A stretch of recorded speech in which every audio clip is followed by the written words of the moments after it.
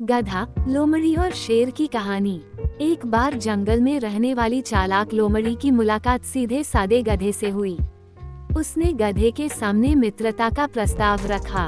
गधे का कोई मित्र नहीं था। उसने लोमड़ी की मित्रता स्वीकार कर ली।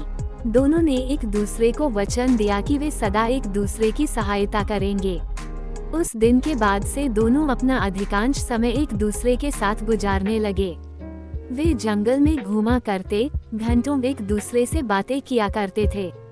गधा लोमड़ी का साथ पाकर बहुत खुश था। एक दिन दोनों जंगल के तालाब किनारे बातें कर रहे थे।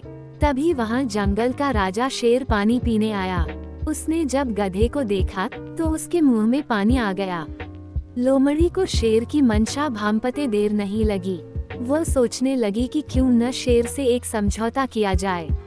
मैं उसे गधे को मारने में सहायता करूंगी।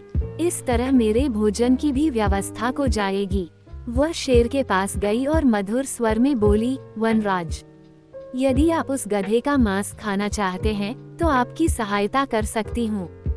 बस आप मुझे वचन दें कि आप मुझे कोई नुकसान नहीं पहुँचाएंगे और थोड़ा मांस मुझे भी दे देंगे।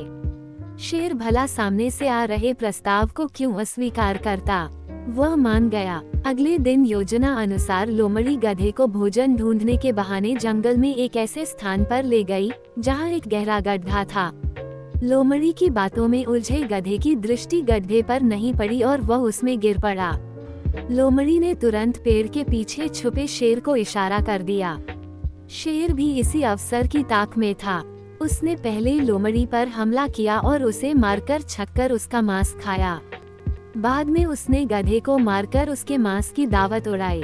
शिक्षा: मित्र को धोखा देने वाले का परिणाम बुरा होता है।